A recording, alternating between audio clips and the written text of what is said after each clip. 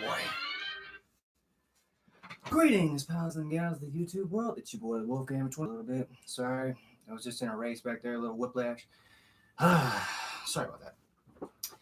Let me be the first to welcome you guys to the second episode, Season 2, Figure Friday. That's right, folks. I would very much like to say thank you to those who will be joining me tonight.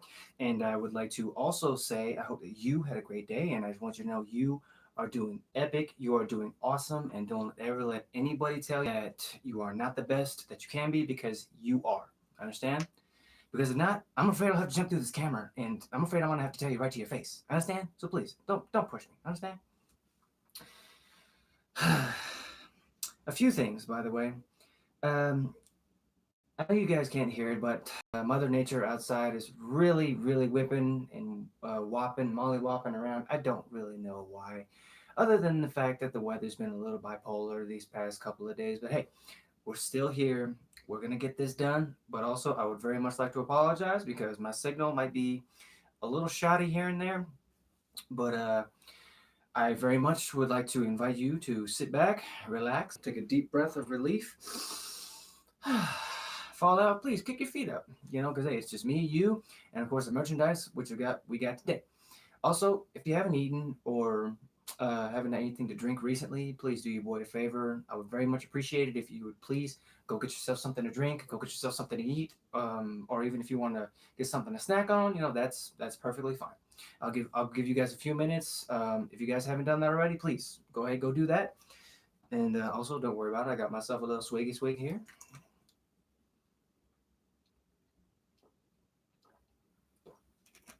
That's the stuff. Excuse me. And also, I do hope that you guys had a great day today, because let me tell you, today it was very windy at work today. I will not lie, but I still made it. I pushed through the workday today, and I hope that you guys did also. For those of you who worked, but if those of you guys who didn't work, hey, you're still awesome. Don't forget. A little stretch because I'm a little achy tonight.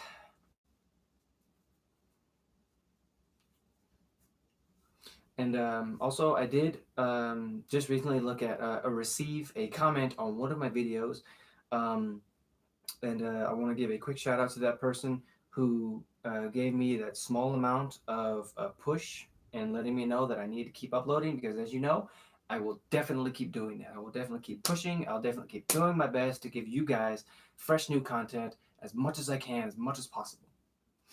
But I do hope that you guys got yourself something to eat. I hope you guys got yourself situated, because I invite you to sit back and fasten your seatbelts, because it's going to be a very, how can I put this? A very speedy, not speedy in like a way I'm gonna kind of blow through it, but I'm pretty sure you'll know when we get there. But why don't we just stop all this nonsense, right, and get into the reason why we're all here, the merchandise. Now, before we begin, I would very much I want to say that tonight is going to be all about Funkos. I did procure some figures, but that's also for next episode. So I invite you guys to stay tuned and ready for that one, because it's going to be very, very awesome. But for today's trip, we will be taking a trip into the world of television and also upcoming movies, if you will. But two of them are coming from sort of an animated world and live action also. One of them is coming from a movie. Well, actually, two of them are coming from movies. One that's already been released for a pretty good while, and the other that is an upcoming movie from the world of DC. Not to spoil nothing, but I'll get there. Don't worry about it. Just please hold your applause. Let me just get one more swig, and then we'll get to go. Here we go. Okay. So I thought that we'd just go ahead and get started with the world of animation and live action at the same time. Now, the two that I'm about to introduce, they're very well known in the world. Sorry, my apologies. They know each other so well, but that's only because they were close in the beginning, but sort of drifted apart because one of them decided to keep a secret from the other one until it finally came out on the wash. But I want you guys to know that these are also coming out of one of my personal favorite childhood cartoons. And also, I did watch the live action of this show, and I gotta tell you, it was awesome. It was great. Really, I loved it. I mean, I could watch it at least 5 or 6 times, and I'm still not gonna get bored with it. But I'm rambling. I'm rambling. Why don't we just get on to the nitty gritty, huh? Now, these two are coming from a track, if you will, but I'm not talking about like a music track or even like a horse racing track or even like a dog racing track. Now, it is a racing track, if you will, but it's a little bit more, how can I put this, technical, if you will, a little more technical and strategic. But the only reason I say that is because the first one, however, is an expert driver. Uh, he drives a vehicle, which of course has plenty of gadgets, gizmos, all that stuff to help him procure the W, in which of course he always seeks it. And of course, I want you guys to help me. Please introduce Mr. Speed Racer. Yeah, you heard me right, folks. The driver of the Mach 5 car, Speed Racer. Here he comes. Here it comes. Stop! Stop! There will be no singing. Not, not till Broadway. Now, young Mr. Speed Racer here, he does come from a long line of racing family members. I remember, if I remember right, his brother Rex Racer, he had owned the Mach 5 before Speed, which of course it was given to him right after the death of his brother. And of course, his father had pushed him had not necessarily pushed him, but kind of gave him the the good amount of push that he needed in order to carry on the legacy of racing, which of course was in his blood, and of course the legacy of the Mach 5, which of course is still racing to this day. But here he is, Mr. Speed Racer. As you can see, he's rocking that patented helmet of his, which of course that M on there, of course standing for Mach 5. And of course he's rocking them trademark yellow gloves along with these nice little brown loafer boots, or shoes that he's got going on here. My apologies, folks. And of course, one thing that always stood out to me about this show is the fact that their actions were always just something to laugh at. Mainly because during a race, of course, like say if he was racing somebody else, and then like say if they were racing along a cliffside, or like he would see like missiles or something coming at him. Because as I said, in this races that they go through, every vehicle is equipped with sort of gizmos and gadgets, which of course include weapons and defensive systems. And which of course, whenever his were going or it needed to be engaged, of course, he would always have that expression, oh. But hey, that was also a trademark thing for him, and I love it. Really, it was just amazing. But I'll give you guys one last look at Mr. Speed here. Yes, of course, he's pointing. And he's in that trademark, of course, move of his. Of course, after every win, he would come catapulting out of the driver's seat of his car and then just. But hey, that's best served for another time, huh? Now, the next individual that I'm going to introduce is also coming out of the world of Speed Racer. He's very well known. He knows how Speed races. He knows his movements very well. He knows what he kind of feels like he knows, like he's been known how he's been racing for a long time because he feels like he's been so close to him. And of course, there's a very good reason for that, and I'm going to tell you guys right now. But I would very much like for you guys to help me introduce this particular individual. And he has a lot of nicknames, but one, of course, well known by a lot of folks is the Harbinger of Boom. But also, a lot of other folks know him as Racer X. Now, as I said, this particular individual here, he does share a common interest with Speed Racer. And I'll get into it right here, right now, and I'll tell you. But first, why don't we get Mr. X here out of the car? Because as you can see, I always thought these boxes, they were their cars, until they decided to dump them in. Okay, perfect. Perfect. I'm gonna tell you right now, he's already rocking that trademark mask of his, but as you can see right here, he's also rocking that trademark M. Now, for most people who don't know, Mr. Racer X here has a reason that he wears the mask here. Now, I really hate to do this. Now, this is a spoiler for those of you who didn't know. Racer X is actually Rex Racer. I'm just making sure, that nobody was about to come in here with an axe or something like that, because I kind of spoiled it for those who didn't really know. But yes, it is true, folks. Rex Racer actually had to become Racer X out of basically he was looking out for his family, because he kind of got into it with the wrong crowd, the wrong people, because there I remember now I didn't get a chance to read up very much on Mr. X, because all I can remember is that from the live action movie, because that was actually the first time, or actually the second time that I saw him, other than of course the cartoon, which was back in the day. I only watched the highlights of the cartoon, and I remember seeing Racer X not only like racing alongside Speed, but at the same time he was also trying to protect him and help him. Now, as I said, um, there's a reason that he wears the mask, because he doesn't want anybody else to find out his identity. Now, I don't think Speed knows about the whole, Rex Racer, Racer X type of thing, which have happened, but that's only because that's for the whole Racer family protection, which of course, that includes his mom, his pop, Spritle, and Chim Chim, and Trixie also. Now, I don't want to get into it about his family, because very much is well known about them. His dad is a kind of an expert mechanic. His mom knows how to be a mom. Trixie, of course, Speed Racer's childhood sweetheart. Chim Chim and Spritle, always the ones who were stolen away in the back of the Mach 5 whenever Speed was out there either racing or just trying to get us in trouble. But sorry about that. But at the same time, Rex Racer here, as I said, he plays the more mysterious kind of figure, but at the same time also heroic, because as I said, he's with Speed, he's with him on his team.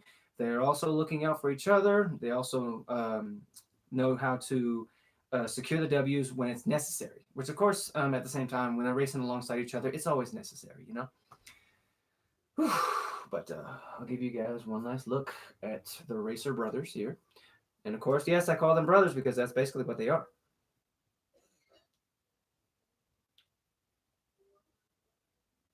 Okay, here we go. Now then, those two out of the way, we're going to go ahead and get into the world of movies. Now, I'll go ahead and start with the one who's been out for a while now. This one is a personal favorite movie of mine, mainly because I watched it I don't know, maybe 6, maybe 7, 8 years ago. Whenever it was out, of course, or I can't remember the exact date, but I do know it was a long time back. And this movie, of course, it took me by storm, mainly because I didn't expect to be blown away by the story, the characters, by the plot, by everything that was employed in this movie. Because to me, I kind of felt like it had like a little bit of every emotion. It had action, it had adventure, it had drama, it had sadness, it had even a little bit of comedy every now and then. But this one in particular, it is my favorite because of like the emotion, if you will, that was put into it.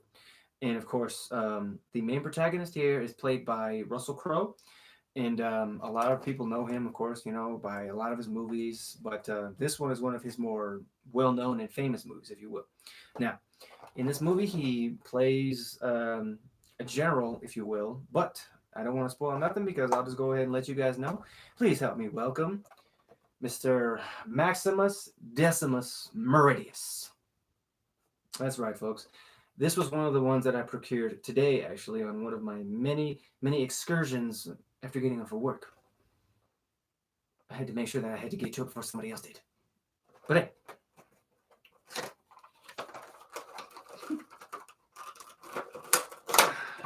Oh, yeah.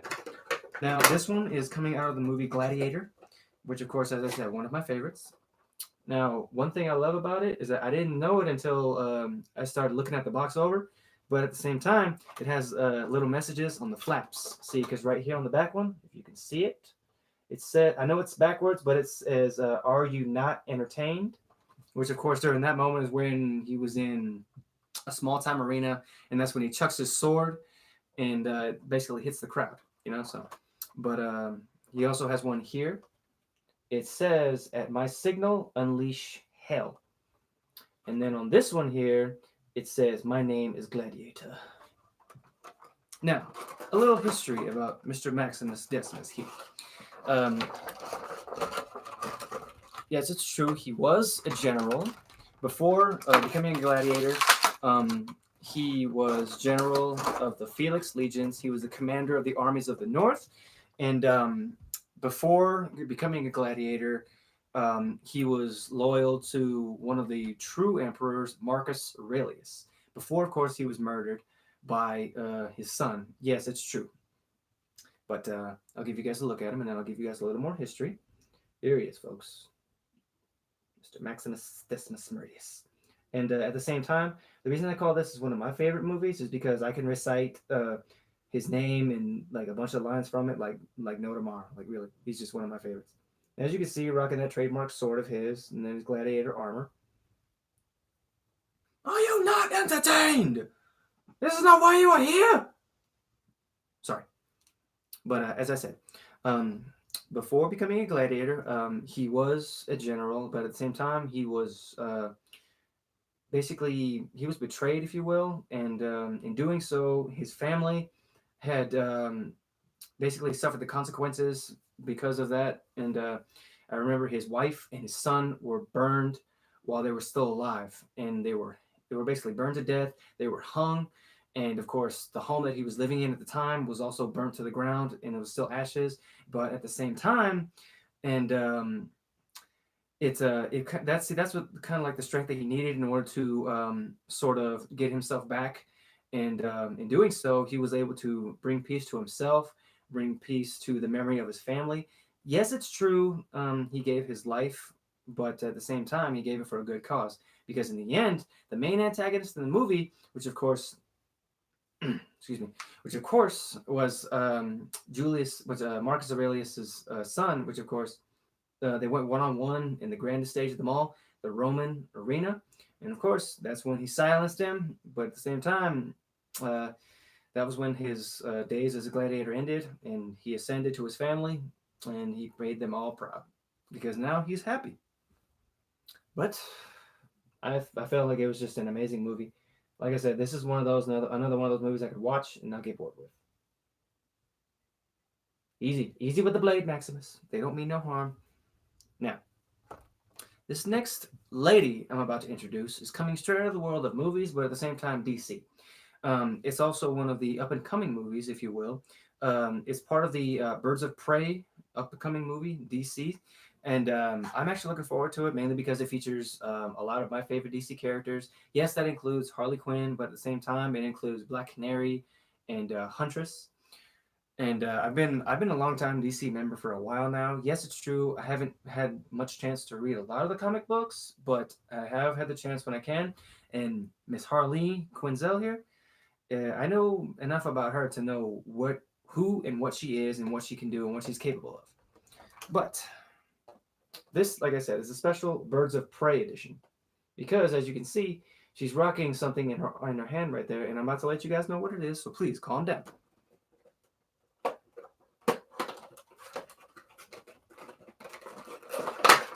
But I love the fact that the movie is that not just the Birds of Prey, but it's also called "In the Fantabulous Emancipation of Harley Quinn" because it's true. She was looking for emancipation. She was looking for redemption. Because in this film, of course, it's not really her and the Joker like it was kind of in the Suicide Squad.